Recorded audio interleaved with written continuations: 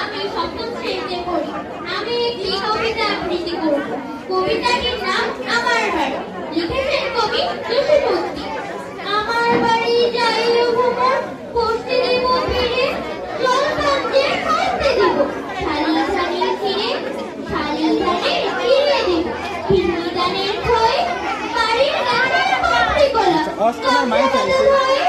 আম কাঁঠালের বনের গাড়ি, চুড়িয়া চুল কাটি, গাছের শাখা তুলিয়ে বাগান, করবো সারা রাতে, চাকরি হতো সাদের চুড়ি, মাখিয়ে দিব সুখে, সারা ফুলের মালা গাঁথি, চুড়িয়ে দিব বুকে, গাই দোহানের শব্দ ছুড়ে, জেগো সকাল বেলা, সারাটা দিন কোপাল লয়ে, করবো আমি খেলা, আমার বাড়ির ডালিম গাছে, ডালিম ফুলের হাসি, কাজে লাগে পেদল ঝরে, হাঁসগুলো যায় ফাঁসি, আমার বাড়ির চাইও ভ্রমণ, এই বরাবর পথ, মৌরি ফুলের গন্ধ শুকে, থামিল তোমার রথ।